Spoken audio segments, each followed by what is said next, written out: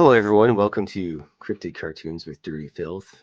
I'm the guy that didn't realize there's a second prompt after you push go live. So I've been sitting here rambling to myself, yelling at the cats for barking at me. And yes, so welcome to the show.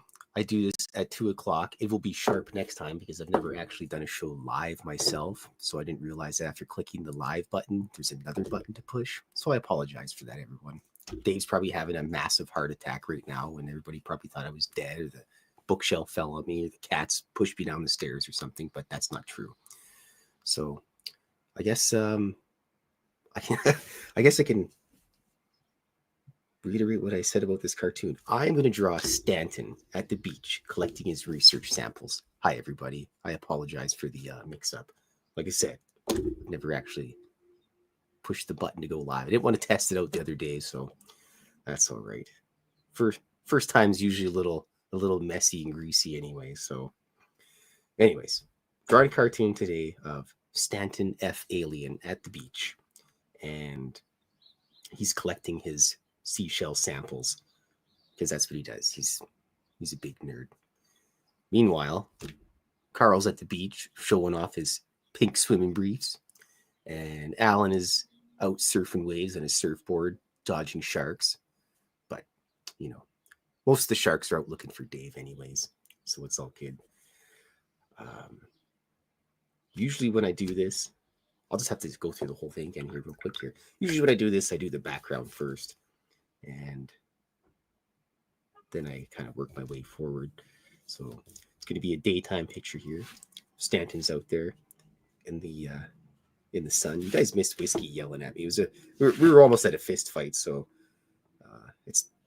it's too late to say that was the reason why I didn't push the button twice. But I'll just save that one for a different time, or maybe in like a different life I'll use that one. But anyways, Stanton's at the beach. He's collecting his seashells.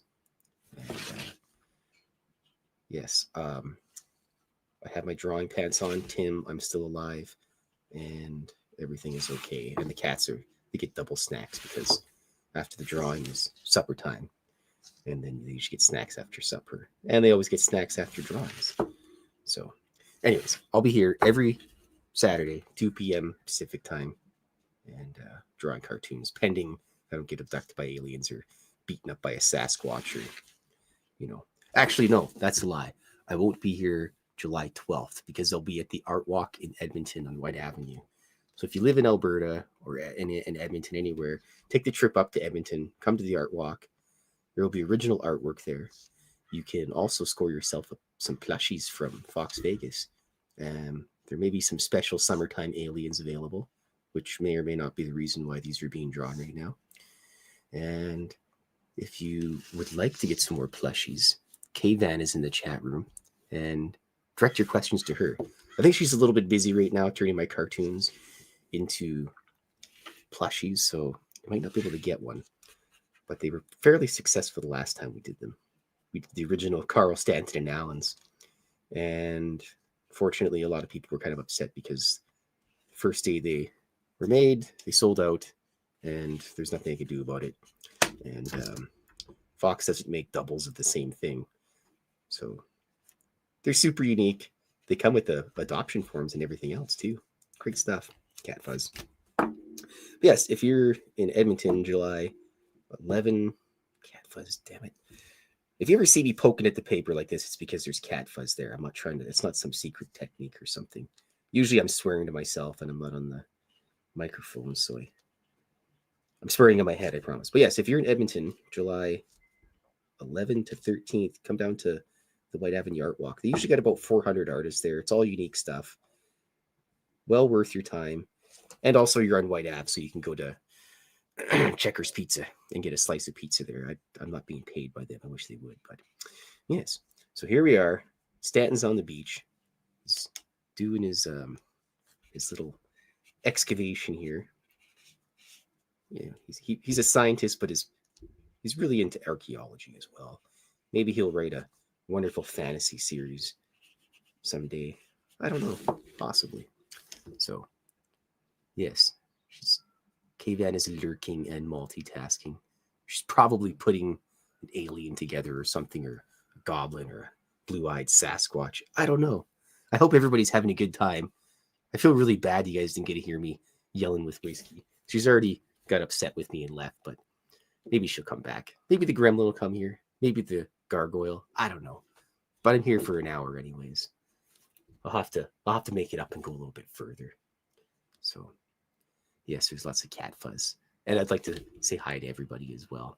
And you know what, Tim? The coolest thing is, we were talking about Marvin earlier.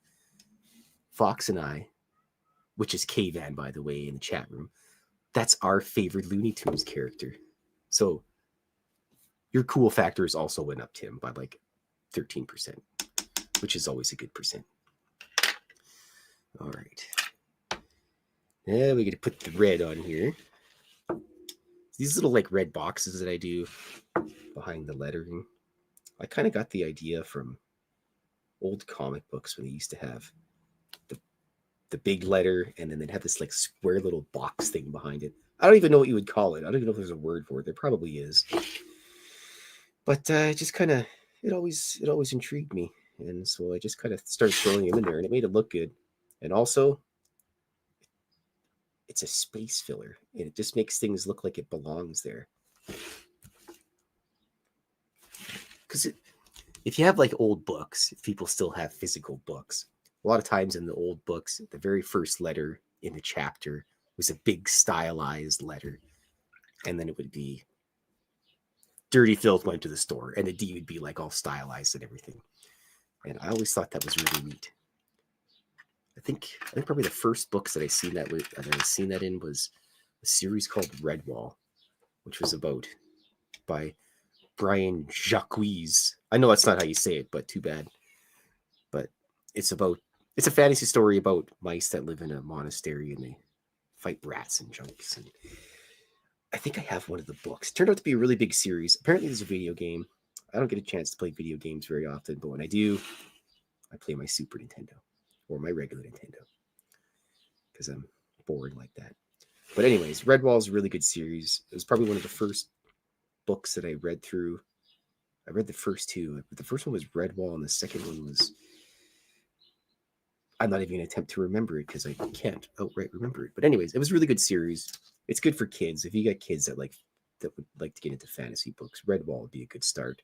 Also, Chronicles of Narnia, I reread that, but I also started to read things about Forgotten Realms and Dragonlance and junk like that. And then, while everybody else was reading books about great big huge red dogs and magic school buses, I was reading books about aliens and Bigfoot. And I still remember at the library at my school, the search engine, you could type in things, and I'd always type in Bigfoot or whatever, and I'd take out those books. And the one book had the pictures of the Adamski style craft, and I just thought it was the neatest thing. And this is before you had guys try to debunk everything, and every picture was basically a UFO, no matter what it was. But it was like the other night I had a little bit of time to ramble with Grant Cameron, and I was just telling him, I always liked when UFOs were more nuts and bolts and everything. And now they got jellyfish and Tic Tacs and, all this weird stuff.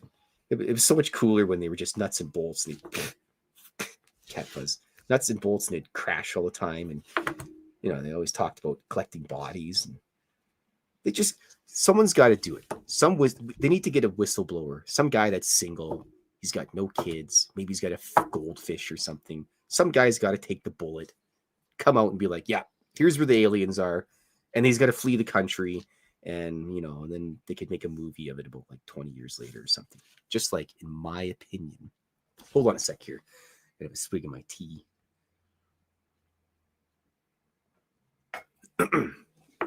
Just like I believe someone's got to bite the bullet, proverbial bullet, so to speak. And when they're out filming Sasquatch or Dogman, they got to go out there and just like tackle that guy or try to. I mean, if you're live on YouTube and a Dogman rips your arm off, how's somebody going to say that never happened? Not happening. It's got to happen. Anyways, I was about to say, sorry for rambling. My whole job here is sit here and ramble and draw cartoons. So this just actually works out pretty good. So, also, I know he's not in the chat room, but Pops, I love you and congratulations on getting married. or engaged, I will be there February 14th to eat all of your food and to bring you a cartoon. So I'm happy for you, Pops. I love you, man. Yes. Anyways, back to the thing about Dogman. Someone's got to get beaten up by a Dogman or something like that, or like, you know, what's the worst that can happen? The government's going to come in and steal your footage, and then he never got ripped up by a Dogman or uppercutted by a Sasquatch, or, you know, it's going to happen. Someone's got to do it. So, and no, I don't think you shouldn't. Nobody needs to go out and like shoot a Sasquatch or a Dogman, because it's never going to happen. They're probably so thick with fur and, excuse me, fur and muscles and everything that the only way you could probably deal with maybe an angry Sasquatch and capture one is you'd have to have. This is just my opinion on this. You'd have to have probably a legion of Roman pikemen of some sort, because you have to have the pikes, because you don't want to get close to that guy. He's going to be angry, and damn teenagers riding their skateboards. Shake my fist at you. You know, that's what you have to do. You have to get a bunch of Roman pikemen. They can deal with them, poke them down a little bit, and then you got to hit him with a net. And yeah, that's probably your best bet, without taking too many casualties, because you know he's just gonna grab one spear and pull a guy in and like squishing his head, and yeah, so that's probably what's gonna happen. But that's what needs to be done. Someone's got to take one for the team, get beaten up by a werewolf, or sure, why not a werewolf too? But Dogman, a Sasquatch, things like that. It's got to happen. Someone has to do it. So anyway, back to my drawing here. I'll ramble about that. I'll get on to the next topic here in no time. What they should really do is just have someone in here in like an earpiece picking my brain the whole time. Let's see here. Let me just have a quick look at the chat room, because I haven't done that yet. Oh, jeez. It's such a small thing. Hello, Jennifer and Big Dog. Oh, Mark Doggy Dog, man. I appreciate the pictures of Mr. Alien Boy taking his little trips there. If he gives you any trouble, you just get a hold of Fox, and she'll come down there, and she'll make sure that he gets back in order. He's one of the aliens is in sunny Glendale, Arizona right now. And I've seen pictures of him out and about doing cool things. He's a handsome guy. All right, anyways, here. Almost done the sand. The sand has got to be... Cat fuzz is just all over the place. Sand is usually... I usually use 3 colors for it. Brown, yellow, and orange. And it kind of mixes out and it looks good in the end anyways. I need a little bit more purple behind his leg here. I can add that later on. All right. Oh boy. Sun's coming around, so it might get a little extra bright in here. So, all right. Got the little red box all done here. Let's get my nice my slime green. This is the greatest green in the world. I love this green. It's like, sorry. Sometimes, okay, I apologize. This thing gets bonked. I bought this great big huge light ring to cover this. And it's bigger than my last one. Question, what are the clips on my paper for? Well, most people, when they do watercolor, they're conservative with their water that they use.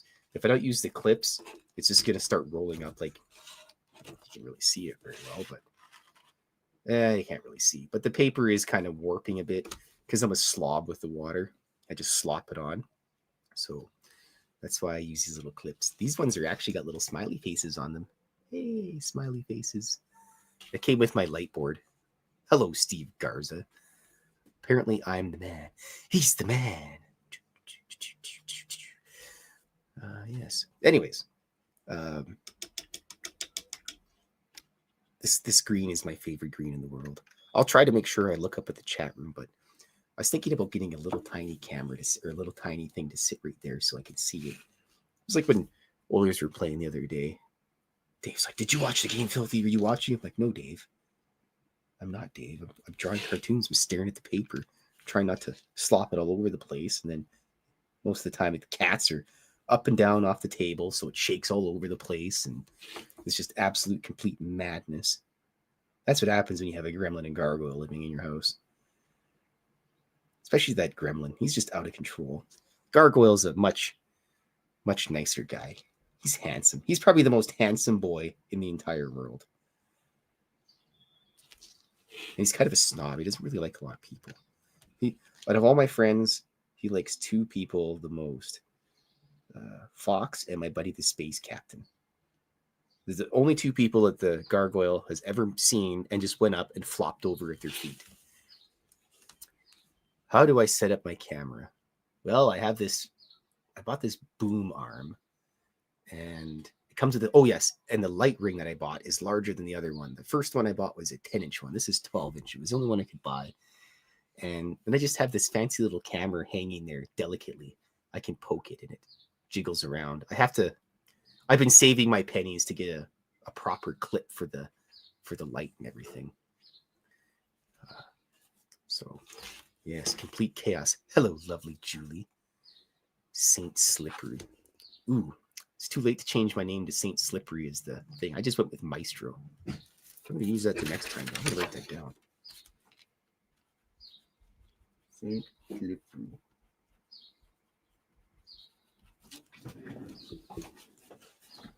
Did you let whiskey out, lover?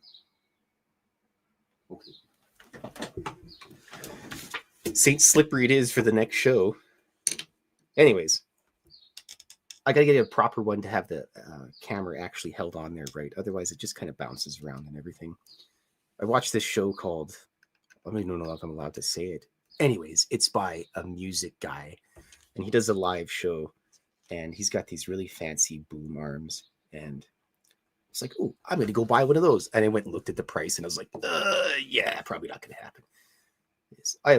There's nothing I can do about the beam of light coming through here. It's not a orb or anything, this stuff here. It's just the way the sun is. So, and I'm not going to shake my fist at the sun because it could just blast the sunbeam at me. Hello, Mr. Gargoyle.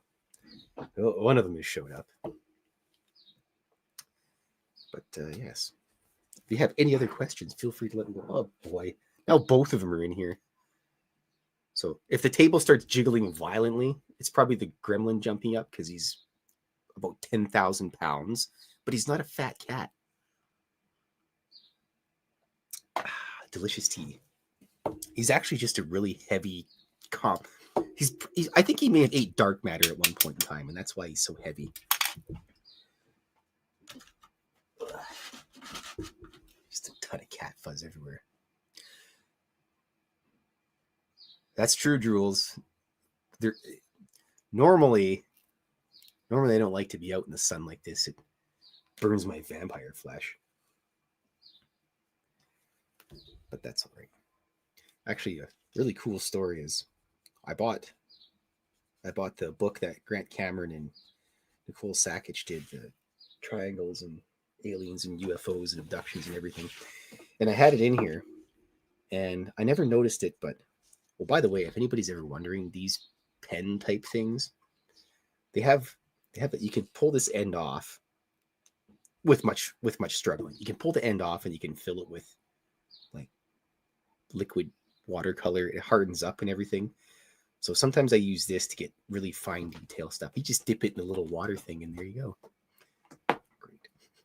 So anyways, I bought the book by Grant Cameron and Nicole, and I was sitting here, and just the way the sun came in the one day, I never noticed it. It was sitting on the side, kind of like this way, and I could see the side of the book, and they have a really faint bluish triangle in there.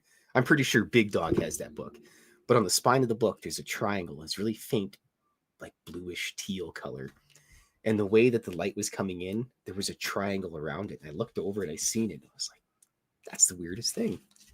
And then, of course, I had to message Nicole and be like, is there an actual triangle there? Or did I just get some kind of weird defect? Or am I losing it?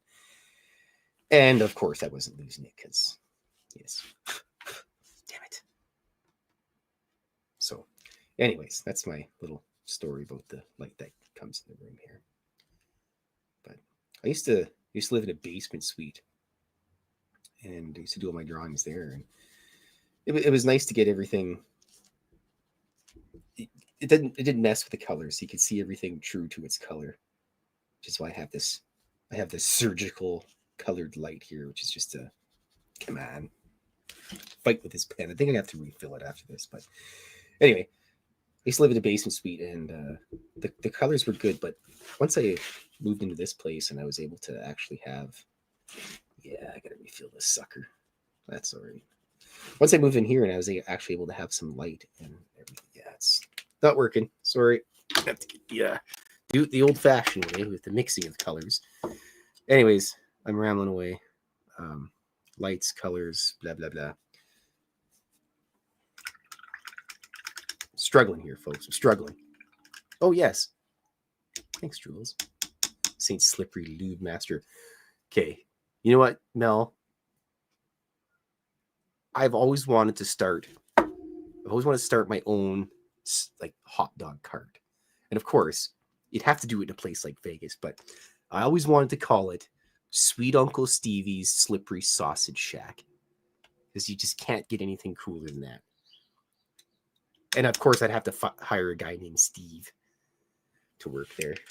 And then, of course, we'd have to make a persona for him. He'd have to be Uncle Stevie. But, I mean, how about that for alliteration? What is that pen called so I can Google it? I'm not sure what the names are. If I get in trouble for sharing this picture here, or this brand, Dave, just let me know. And yes, anyways, it was from the company was called Sears. It was an art store. I'm not sure what the name is, but they're water-based ink pens. You can open them up and fill them with water-based stuff. But there's an artist. I think his name is just Marinci or Mercini. It's an Italian name. He does a lot of work where he inks everything up, and then he uses these water brush type things. I don't even really know what the word is. Never really investigated it. I just kind of went with it, but he's really good with them. And I inquired about them, and of course, he's got some super top of the line stuff. So just more things that I'm going to end up having to buy. And Stevie, yes, Stevie Nicks. But I mean, if Stevie Nicks works at the Sausage Factory or the Sausage Shack, it could be taken the wrong way. So if you have any more questions, Jennifer, I will answer them. Hopefully, I see them while I'm scribbling my stuff here. But anyways, I even forgot what I was rambling about previously. So sausage shacks and aliens and Roman pike formations. Unbelievable. Cover it all today, folks. And then after this, I think I might go for some chicken wings. Yeah, they only sell 12-inch sausages at Stevie's Slippery Sausage Shack. Sweet Uncle Stevie's Slippery Sausage Shack.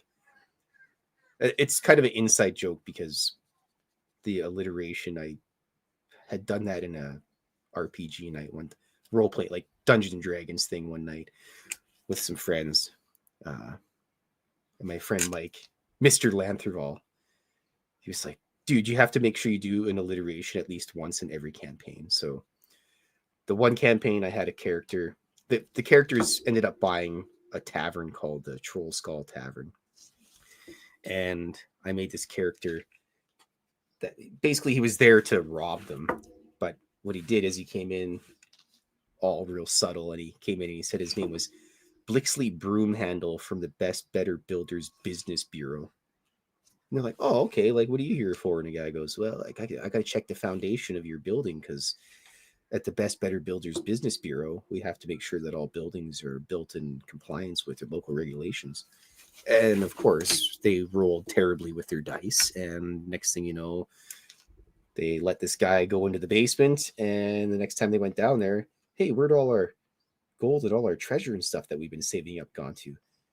Bloody hell. It was Blixley Broomhandle from the Best Better Builders Business Bureau. And yes, it turned into a long running gag for a while. And so I try to do that for them at least once in a campaign, put up a nice bit of alliteration for them.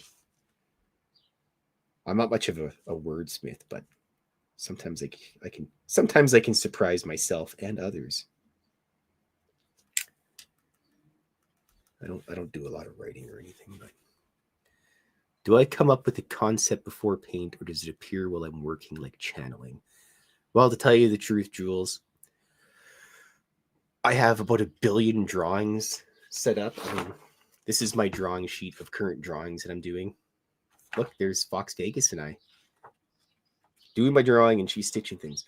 So I got about, I don't know, 12, 13 drawings coming down the pipe, and a couple.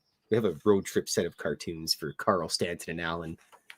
Hello, Karen and the Woo Train. And so that's what I've been working on. We're doing a whole bunch of plushies. So I still have to do a Dogman, a Reptilian, 32 squared. Ooh, I guess Stanton and Carl will be done. There may or may not be Halloween ones. Depends on how burnt out Fox gets on the whole thing. But so the whole story is, hello, mister. Oh, there's a gremlin. The whole story is, I was at the Halloween party last year, and Fox and I were talking, and I bought a plushie off of her, and then I requested a plushie for commission. And I said, if you ever want to make aliens, maybe we can make plushie aliens, and I'll draw a cartoon to go with it and sell it to people. So that's how that came about. And then I asked her if she wanted to. Hold on a sec here. I got to get some more tea in me. Blah, blah, blah, blah. Excuse me. Hey, Filthy, there's a Mothman in consultation. Blue-eyed Bigfoot and pre-op and a gray alien on the operating table. That's usually where gray aliens end up. Well, Mel, your real name may be Steven with a PH. Mine is Klaus with a K. Yes, K-Van, a.k.a. Fox Vegas, is the mastermind behind all the stitch witching and everything. So, Psychic Saint Slippery. Oh, jeez. You know what, Jules? Got to go to one of the spaced out radio things so you and I can go have a slice of pizza or something. Because that'd be cool. I'm trying to swindle Dave to do the spaced out radio thing in Edmonton, so I don't actually have to go anywhere. So I don't have to fly on an airplane because I'm terrified of flying because I'm a wuss. Just until they give us technology for portals. Hello, race fan. Hello, Melvin. Until they give us technology for portals, all I do is go on the airplane and sweat profusely, and yeah, it's just terrible. They might as well just put a tarp down underneath me. So it's terrible. I don't like it one bit. But once I land, it's all good. But yes, they should do the spaced out. Dave, if you're listening, you should do the spaced out radio thing in Edmonton. Everyone can come to my house and pet the cats. Hello, Mr. Gargoyle. Yep. Hello, boy. There he is. You're not going up there. There we go.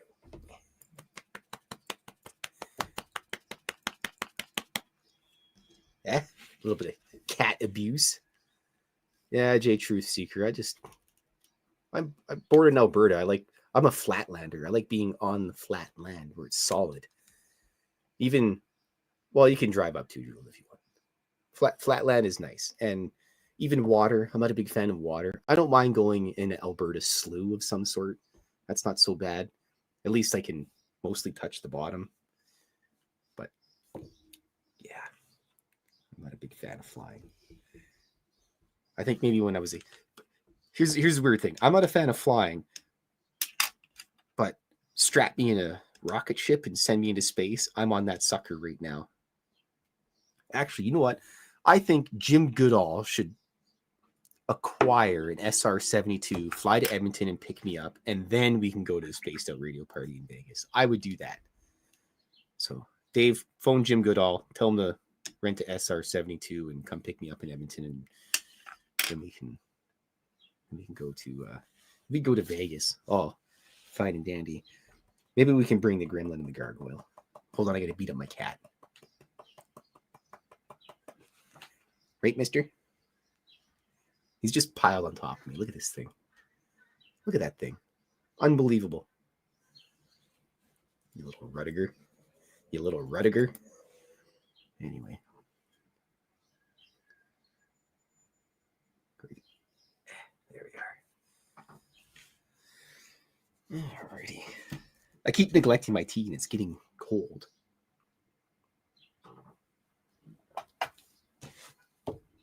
You know, the first time I decided to draw on the show, well, I didn't actually think up the idea. We'll have to give credit to Nicole for that. Because I think it was like, 2022. Anyway, she goes, why don't we get Dirty Fylth drawing in the show? And I immediately started panicking. I'm like, I don't think I could probably do that. And so they're like, well, you don't have to actually talk or do anything. So now here I am actually talking and doing things. But it was kind of a weird idea at the time. And then I did that. And then it kind of stuck. And my favorite quote or comment that I ever got was, and I used it for my second book, which is in the works. Oh, excuse me. Someone said the drawings are distracting. So I used that as an accolade in my book, in my second book. Which tea am I drinking, Jules? It's just I can't remember the name. It's like Crown brand. It's some like Polish thing. It's just a herbal tea. I think it's got like lemongrass and some other junk in it. I'm a former pilot, and flying commercial makes me nervous wreck. It's a difference between going on a good road trip and taking a Greyhound. Yeah, flat 6. You know, if they gave me a parachute, I know it wouldn't mean anything if, you know, like the alien mothership if an alien mothership appeared and the plane crashed and decided. But if I had a parachute, it might ease my anxiety a little bit. And I don't know. The first couple times I took a plane, I basically I'd smash like 600 vodkas before I got on the plane. It just made it worse. I was like, oh, this will probably make me feel better. Nope. I just don't like the feeling of my guts going up into my stomach or into my throat. Like when I won a trip to Costa Rica, and I melted terribly in the heat there. It's beautiful country, but hello, Mr. Gremlin. Beautiful country, but absolutely way too hot for my thick Canadian blood. But I went on the zip lines and everything. I don't like heights either, so went on the zip line. Yeah, there he is. Mr. Gremlin. Hello, you wiener. Hello, you wiener. This is basically what I do while I'm drawing cartoons, and I'm just sitting here yelling at my cats. He's such a dork. He's such a dork. When you pat his head, it sounds like there's just nothing in there. It's like a hollow space. Right, mister? There's just a hollow space in there. Look at that fella. Look at him. What a wiener. He's a good boy nonetheless, though.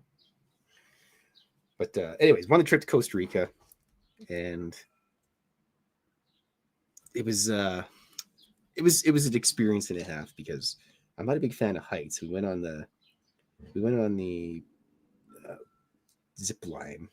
Yeah, that's what we call it, the zip line. I was going to say roller coaster, but I don't like those either. Went on the zip line. It was the top of Monteverde. You had to climb up the mountain, do all these trips up, and then you take the zip lines, multiple different ones, all the way down. And the very last zip line you take is 2.5 minutes, I believe, just going over top. Race fan, make sure you give those cats some snacks for me. Oh, wait, hold on a second here. When is the book with your cats coming out? Well, I don't actually have one, but a Space Sprog comic should be in order. Let me write that down on my scribbly page here. Space Sprog comics. I did invent the word Sprog. Mrs. Fylth did. I don't even know what it means, but we'll have to do one. I have some Space Sprogs in the works for some stuff too, but cat fuzz, unbelievable. But anyways, so this 2.5 minute thing, going across vast canopies with who knows what's down there, man-eating plants, scorpions, jaguars, things like that. And I just kept thinking, geez, I hope this line doesn't snap. Anyways, nothing bad happened, obviously. Maybe in a different life, it snapped and I got lost in the jungle for 20 years and found the Rio de Janeiro gold or whatever the hell they call it. But anyways, got to the end and they go, hey, there's a Tarzan swing. Do you want to ride the Tarzan swing? So I said, yeah, sure, I'll try the Tarzan swing. So basically, they keep you strapped on the harness and they give you this great big huge thick vine, like a natural vine, and you go swinging way out over a side of a cliff basically. And I figured that's got to be the dumbest thing anybody would ever do. So I did it. And when you drop down, it's about a 40-foot drop, and you go over the side of the stage because you're up on a big platform. My God, my guts went right up into my throat, and I thought I was gonna die. So I had made peace with myself since then. So if anything bad happens to me, it's all good. Anyways, I have to make one quick check here for something. Southern states are hot and muggy and spidery, and I don't mind spiders. Well, I think with spiders in Alberta is probably different than he's eating my finger like a dork. Hello, boy. Yes, Mr. Licky. I think with the difference between spiders in Alberta and other places is that the spiders are, we have venomous spiders, but they're not as venomous as other ones. Yeah, there you go, Mr. Dorgenheimer. I just have to check something because I have to make sure I see what color breeches they were. I'm pretty sure I know what they were. Scribble. Yeah, there it goes. It's all your fault.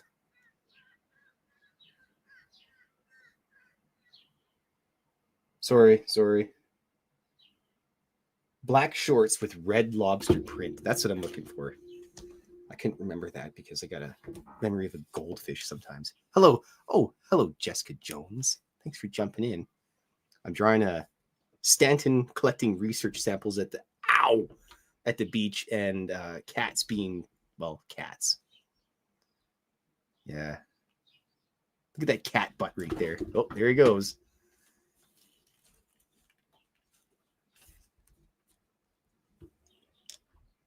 I got to hang out with Jessica Jones in Vegas one year. That was really cool. And she was like, I feel naked without my guns. I'm like, yeah, we don't get guns in Canada. That's pretty cool, though. She's a pretty cool lady. If I ever hang out with you again, Jessica, we're also going for pizza. I get a list of pizza that I owe people. It's just through the roof. It's unbelievable. So anyways, we're going to finish up making sure Carl's one flat good color here. Of course, the good pen that I was using fell on the floor because the gremlin's a jerk.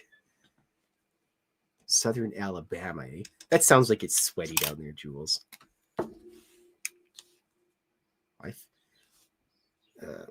Mel, when I first moved to this place, here's another random story from Dirty Fylth. When I first moved here, there was this cat. There's two cats that were here. There's one that's still here. The other one's gone. But the one cat that lives across from me, his name is Leo. He's a big, gray, rowdy bastard. I'm not sure if I'm allowed to say bastard, but I did. Twice in a row, Dave. I can't mark it down because I'm drawing. I apologize. But there was another cat. He looked exactly like Leo, and we called him Not Leo. And turns out that Not Leo's family was kind of a bunch of jerks. Anyways, he was freezing outside our door one winter, and we brought him in. And then Mrs. Fylth decided to make a little tiny cat house for him. So he got a little tiny cat house. And now Whiskey just hangs out in the cat house because there's not really another space for Whiskey to go outside. She's too old now to jump over the fence, so that's why we let her out. The boys aren't allowed outside because they're jerks and they go beat up everybody else. Jules has 20 indoor cats, 7 dogs, and a goat. I want a donkey. I'd love to have a donkey or a mule. If I had a mule, I would name him Iscarl Pust. That's a Malazan reference for any Malazan dorks that are listening. Probably none, because, yeah, it's a notoriously difficult book series to get into. Yeah.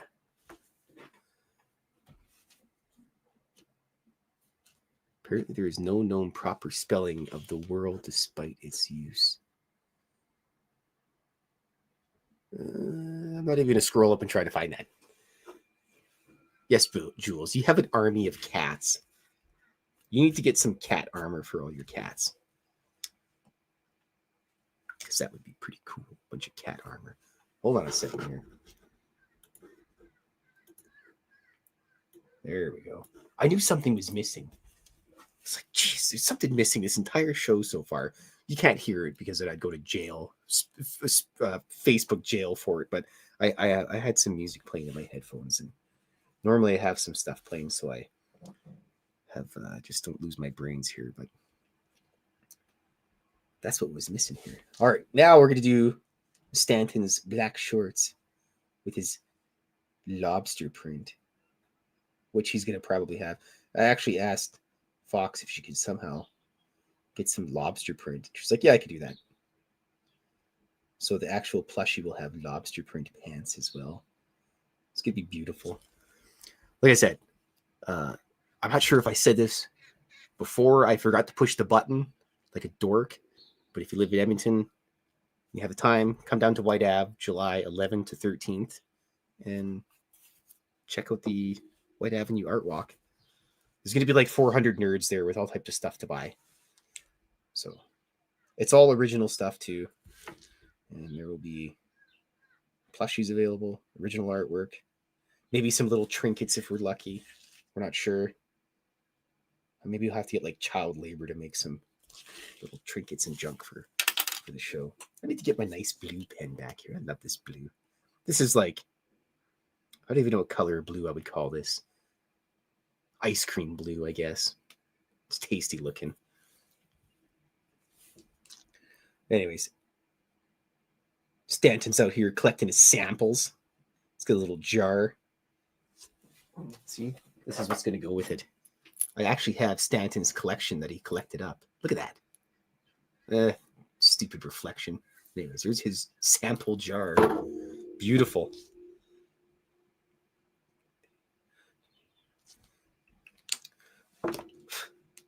I was going to put 3 seashells on the ground, but he's collected the 3 seashells. You have to draw 3 seashells anytime you do an ocean or a beachside thing.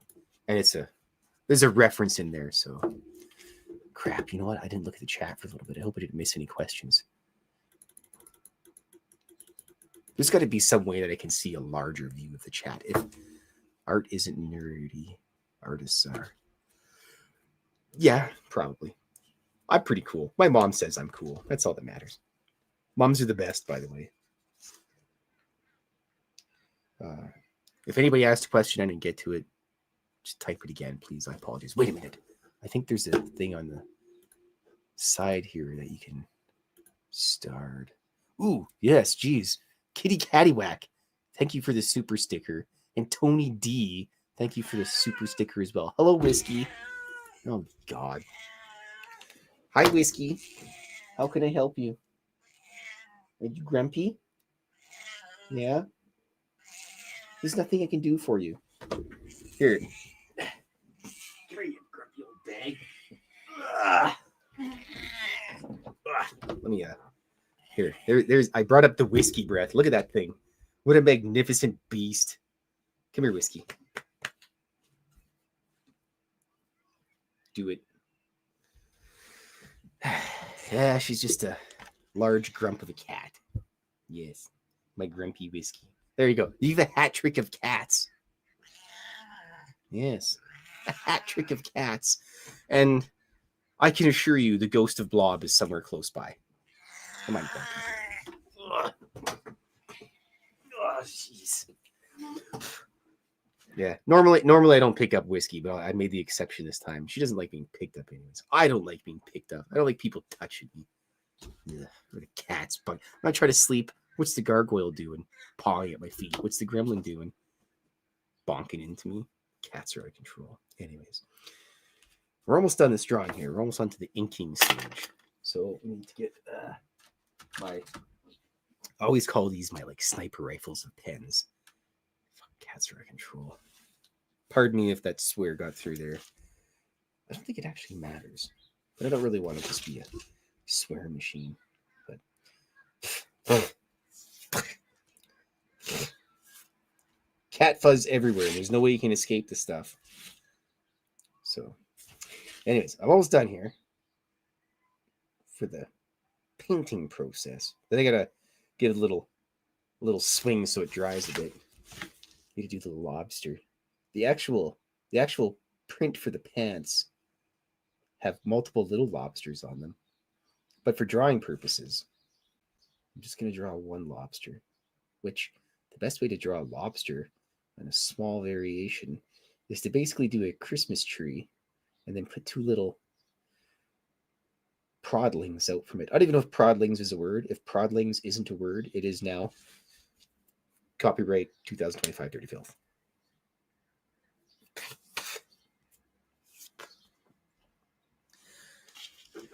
Yeah, I miss Blob.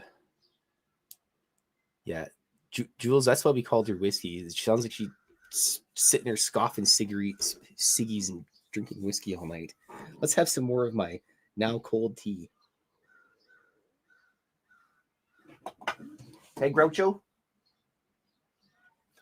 Sometimes I wonder if she's actually a cat or if she's just a giant walking belly button fuzz. Oh, Jennifer, if you're asking, the paints came in this tray. It was a whole bunch of them, and this is actually the generic brand thing that you can get, which I normally use, but I just cleaned this one recently. So what you do is you unscrew it, and you just put water into this side, and this is the brush tip, which I haven't actually cleaned because I'm Dumbo sometimes, and so you screw it back in. Of course, everything's backwards on it. So you screw it in and you put the water in and then you dip it in your little paint tray and it's like a pliable plastic and then you paint along with it. But this one was there was something wrong with the inside, if I remember correctly. It didn't, the plunger or the inside bit here didn't work for me.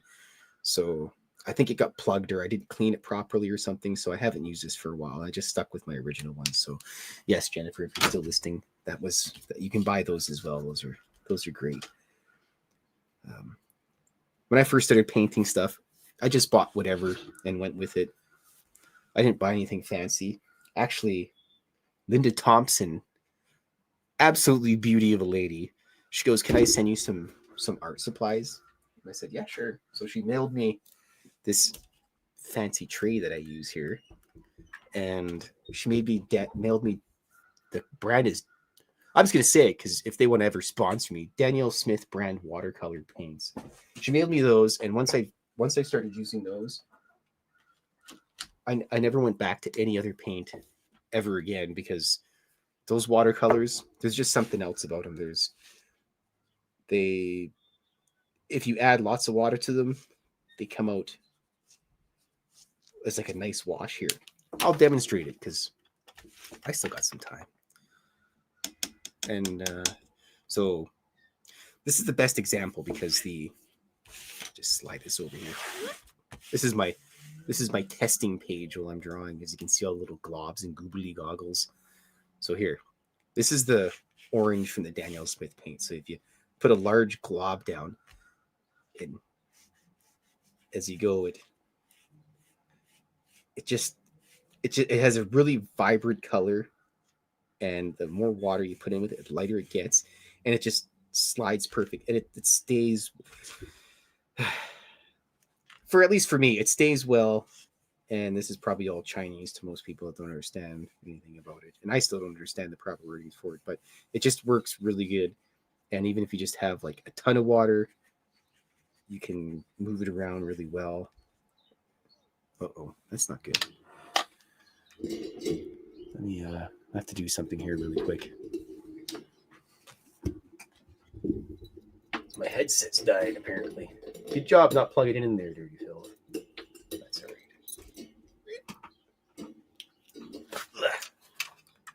Ew, it's slimy with sweat.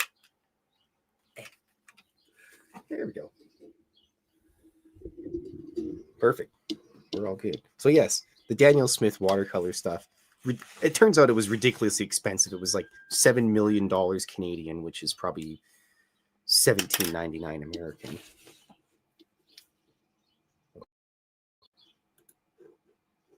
Oh boy.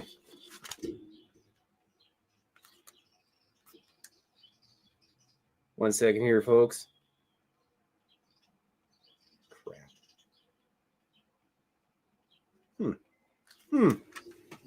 Well,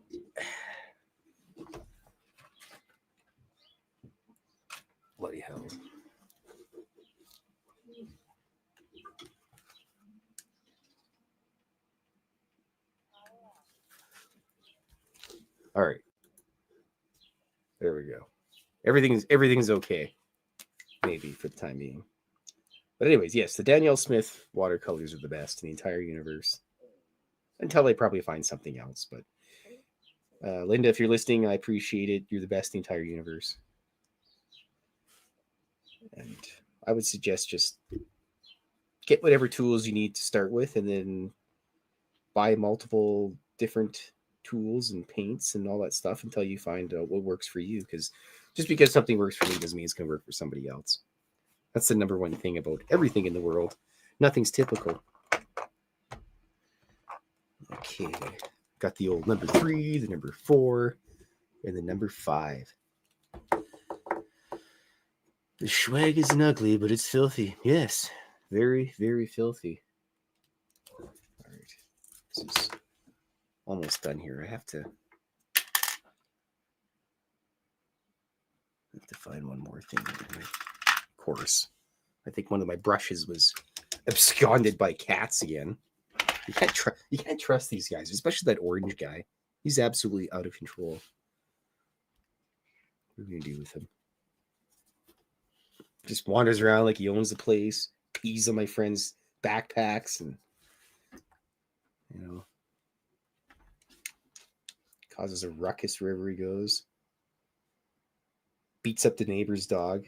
Oh yeah, cat fuzz again. My neighbor is telling us that apparently her little Shih Tzu doesn't like the cats, but I mean, the orange guy is basically just all looks, and he's all bark and no bite.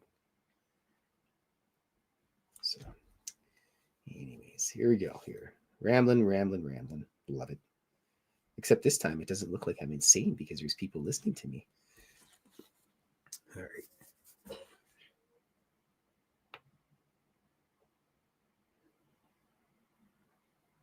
Well, Karen, the only thing you can do is get better. So it's impossible to get worse. Well, depends if you're playing some kind of dice rolling game where your characters are trying to do certain things. And yes, you can definitely get worse because then the dice hate you. Yeah, orange cats are special. Cannot stay, but wanted to drop in and give it a like for. Thank Esmeralda. I appreciate it. Oh, you know what? I'm fairly decent at it. My favorite artist in the world is Milo Manara. I have all of his big paintings all over the place in my studio. He's a gigantic inspiration to me. I appreciate stopping by though.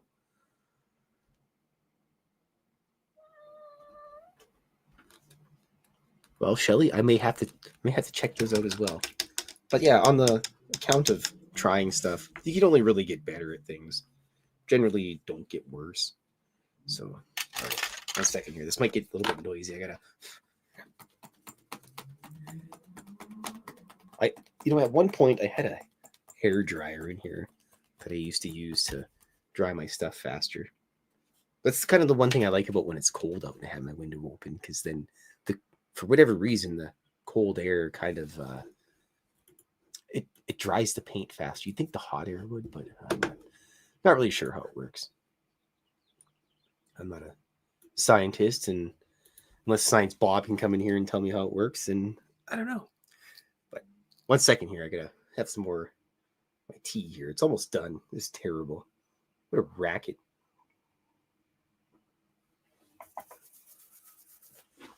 Hold on, I gotta.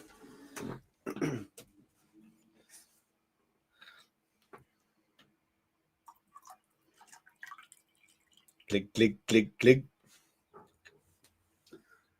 I have a little bit of leftover raspberry tea stuff that I can put in there. I went to the store and bought some. It was tasty. All right. This is mostly probably ready to go here. Hands are getting sweaty because of the sun. Just a sweaty mess. Unbelievable. Yeah, it should be good to go. Yeah. During the show, when I'm with Dave, if you ever see me like doing that. I'm always just kind of just seeing if it's dry or not. Because, like I said earlier, I slop so much water onto it that, I've made the mistake one time. I was doing a drawing on the show and I had a bunch of water and I went to. Well, that was weird. Anyways, I did a bunch of drawings and I put my hand on it and it slopped all over. And then I had to redo the drawing. So that's a pain in the rump roast. All right. Well, there's a gremlin hunting around again. Guy's out of control.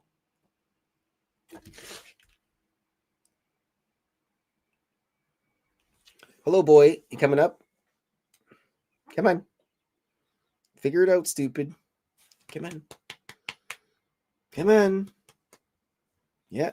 There you go. There you go. Yeah. Jesus. Good gods. It's breath, boy. There you go. Hello, mister. Yep. Ugh. Yeah, lick me right in the schnoz. Yeah, it's almost feeding time, boy. Don't worry.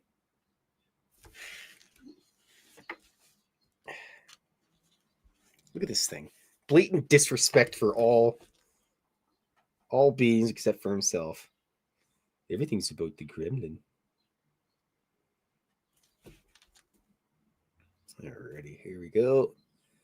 Get into the old. This is my favorite part of the drawing because then it goes from looking like a glob of nothing to actually something. What type of watercolor paper do I use? Well, I will show you right now. All right, boy. Ugh. That large thunk was the gremlin landing. This is my preferred brand of watercolor paper.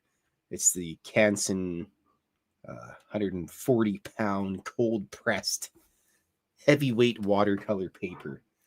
Because, like I said previously, I'm kind of a pig with my water. I just slop it on there. You have to bend it till it breaks. And then you know where to stop next time.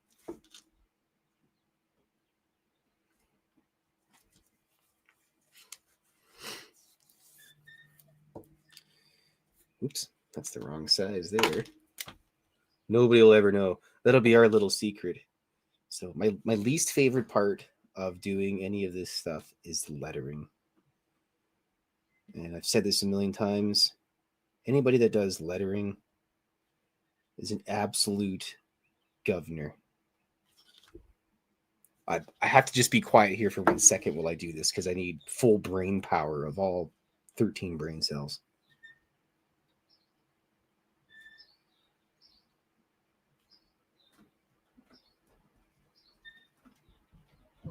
Just making it look consistent and not wibbly wobbly is something else.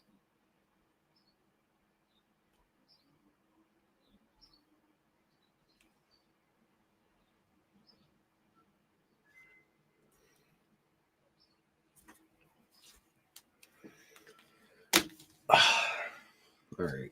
We'll get to that afterwards here. We're going to do the sun here. That's very important. I'm not sure if I was off microphone or hadn't actually pushed the button properly. But previously, I had mentioned that I used to never really add the sun or anything, and I would just do a daytime scene or a nighttime scene, and then I never really differentiated from whether it was daytime or nighttime. So I decided I would always add a moon or a sun if I had the space for it. And then it also just adds more to the drawing as well.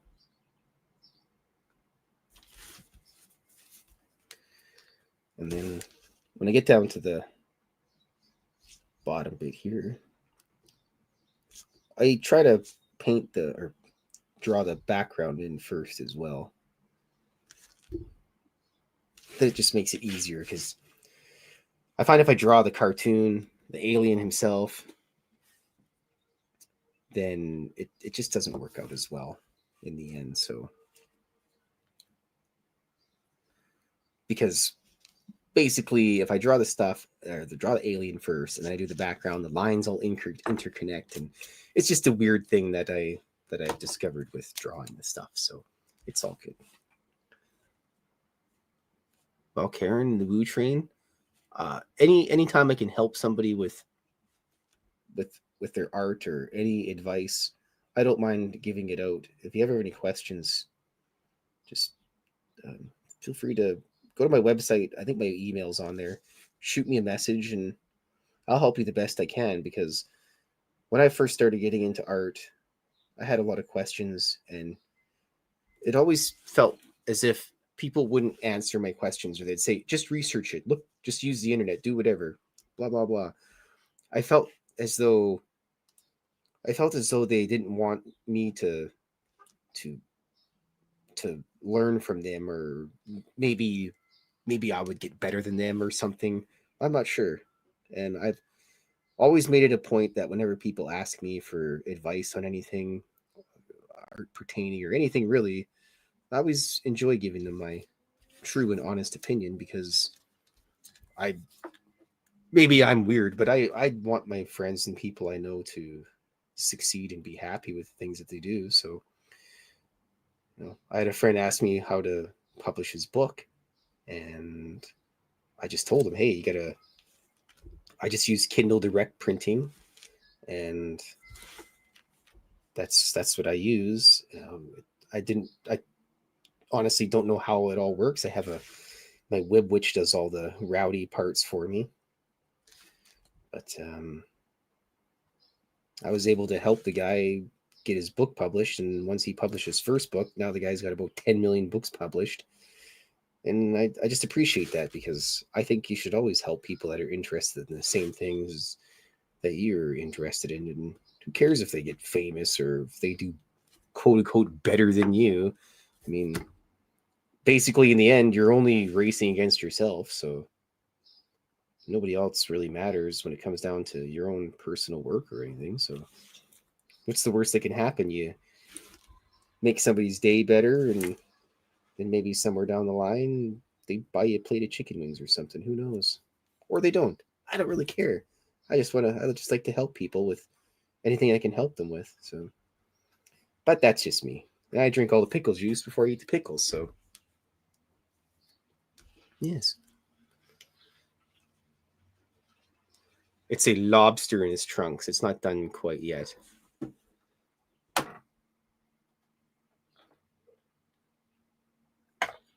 Blech.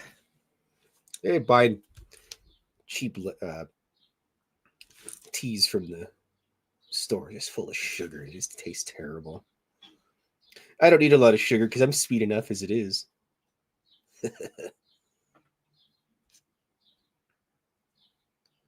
All right, here. I got a little concentrate for the fingers here, because that's just how it goes. Look at that. I made it to an hour. Now, I got about 10 minutes left for sure, minimum, to give you guys here, because I was rusty on my first run through.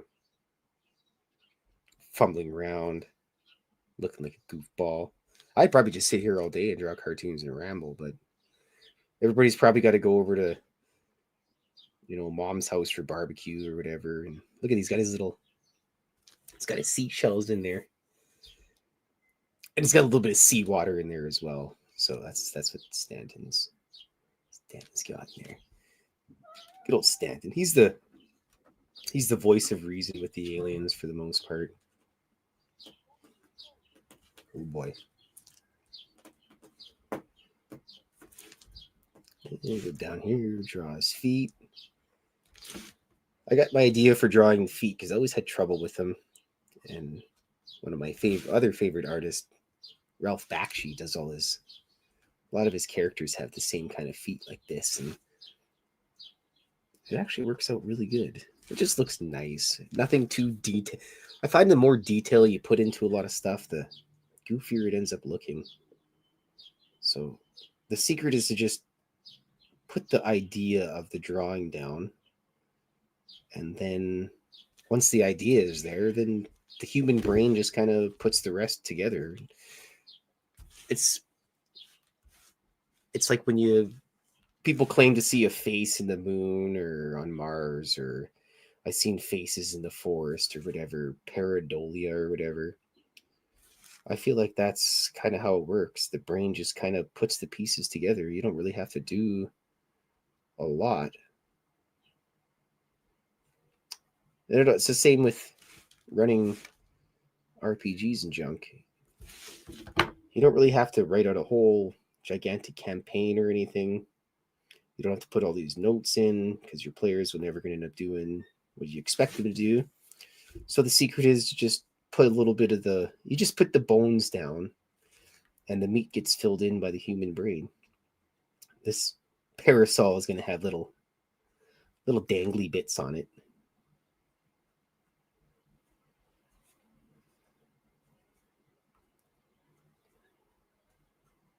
Oh, yeah.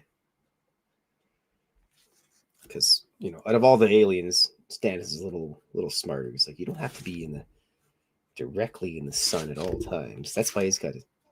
Oh yeah, battery's getting low on the old headset. That's all right. I don't need to hear anything to continue rambling, so works out for me. Ooh, but there might be a problem when it comes to when the battery goes and the headset depletes all the way. So here's the little hole that Stanton's dug. He's got himself a couple shells out of there. It's not very deep. You don't have to go very deep in the beach to find some things. They're just below the surface, just out of hand's reach.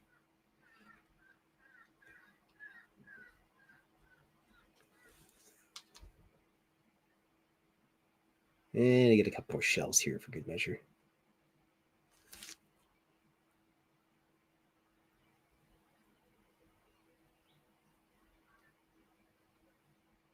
I might have to add a little more color to these shells because they're a little bit light. I'm gonna have to do that. That's a definite maybe. Alrighty. Dirty Fylth, lobster flying a UFO in his claws snapped the controller. Ha ha ha. Well, actually, the UFO crashed because Carl Stanton and Alan spilled tea all over the controls, and that's how it crashed in Roswell. The Tim James. Hello, Tim. The upside down eye. All right, on to the little details here.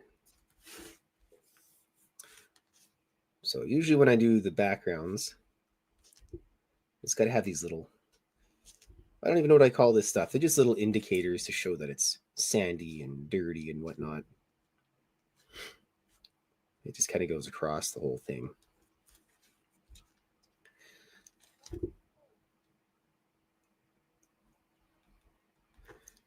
And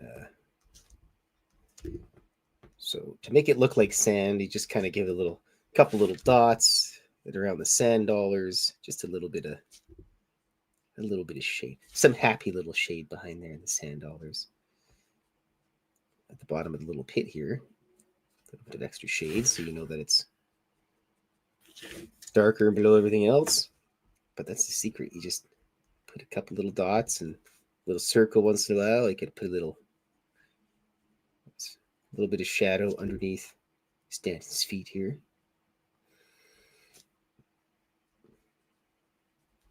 Just so it looks nice. Boy, I never even thought about this. When I'm done, I don't know if I just click end stream or if I push the button to make my fancy intro go in. Tim, you should text me to tell me whether I should push for the media assets button for the outro or just click end stream because it was a complete mess at the beginning of the show. You got to give me the HBO special here. Help a brother out. So he's standing on the beach here. He's got his trowel, his mini trowel. This is actually the shovel from his gold panning kit because he also does that. And also, if there's something dug into the surface, the more little tiny dots you put there, the more it shows that it's underneath the surface. There's your drawing tips from Dirty Fylth. Hello, Tim.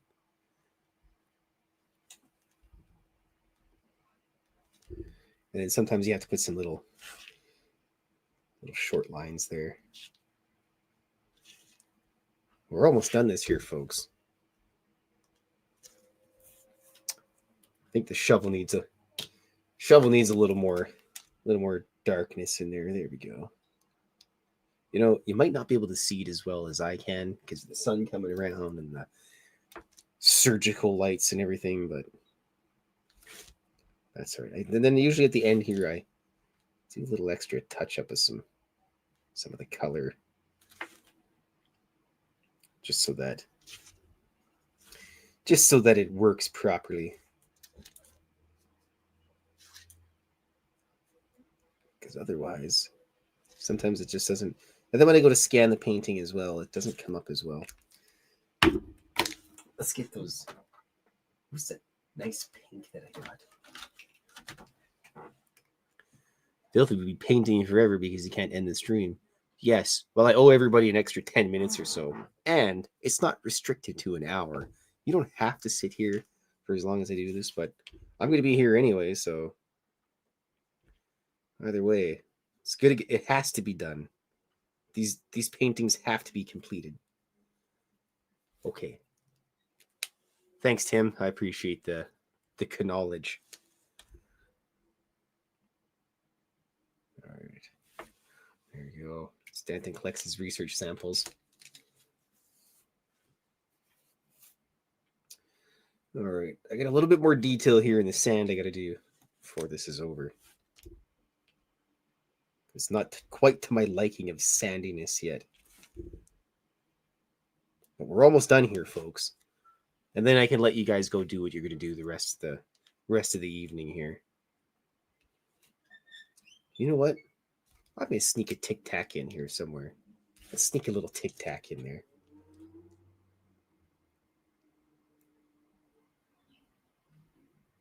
I mean, if you're out at the beach, there might as well be a little tic-tac somewhere. All right, I think this is pretty much good to go here. What's the date we're looking at here? 21st of May. All right, the old signature. The little brimstone symbol, which I've used for a million years. And no, the brimstone symbol isn't some satanic thing that wiener kids use to be edgy or cool. It's the old alchemy symbol for brimstone. And I've been using it since like grade 7, so too bad I'll fight anybody on that hill. 2025. Oh boy, I've been drawing cartoons for a while. This is oh no, hold on a second here.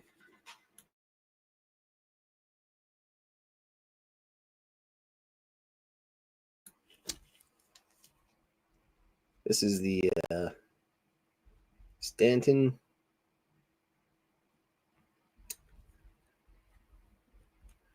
collects